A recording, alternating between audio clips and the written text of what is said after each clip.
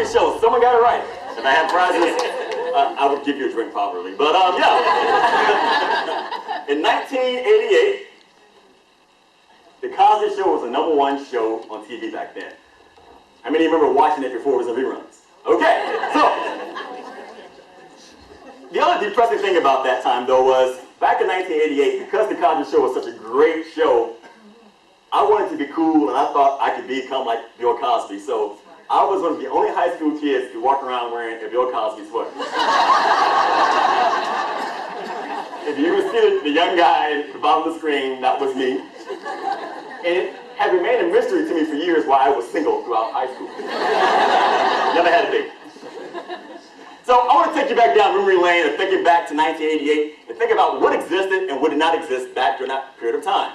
Back then, if you were fortunate to have a computer, everyone in my school, we all shared the Apple IIe computer. Now, there's some people, as I mentioned that, like, I have no idea what that was, right? But Apple IIe computer was a cool computer because the screen was black, and what color was the lettering? Green. That was all you had for graphics. That was it. That was fancy as a guy. We also had these big, huge discs, and these discs were so cool because they could hold about 1 to 2 documents. It took about 5 minutes to load, right? So back in 1988, there was no iPad. So, for those of you who own iPads, that didn't exist back then. Back in 1988, we also had the Walkman. How many own Walkmans back then? All right, okay. How many of you still own Walkmans? Be honest. That's just bad. That's just really sad. Think about it. Not only was the Walkman the big thing, but there were not even compact discs back in 1988. If you were fortunate to have a compact disc player, you were pretty rich, because that was not even that common back in 1988. Other things. Back then, no one had a GPS system. Rather, you had a tractor or a car. You didn't have a GPS system back in 1988. So, which is amazing because they mentioned I served as a state FFA officer back then, and it boggles my mind to think that I traveled. Now think about this. Guy from the south side of Chicago. I was a state officer. I took a year out of college, and I had to travel all around the state of Illinois to rural towns without MapQuest, without a GPS. That was amazing because I got lost every time I went out the door, right? So think about that. 1988.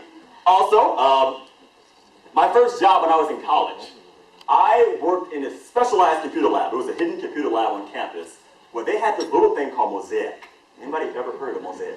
Okay, a few of you have. For those of you who have not heard of that, it means you were born before 1988, so we don't like you. But Mosaic was this crazy little program that the University of Illinois created. And the whole concept, they were excited. They created this little thing that you were able to create this page that was connected to a server and had this special address. And then when you put the address in the top of this little page, you could pull up that address no matter where you were in the world. And so University of Illinois created this thing called Mosaic, and they were pretty excited. And I was like, this is geeky and no one's ever going to buy into it. That was my thoughts. Unfortunately, a few years later, University of Illinois also believed that. And so they sold the concept to this little small company called Microsoft, who renamed it Internet Explorer, and well, you know how that went for them. Right? That happened. Also, going back down the memory lane. So those of you who use Facebook, Twitter, and Google, we all know that that did not exist back in 1988. But there are some things that still remain the same since then, such as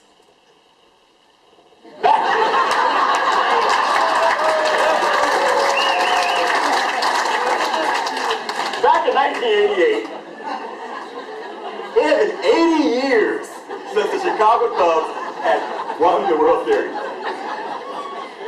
80 years, wow, who would have thought? Who would have thought a team would go 80 years without winning the World Series?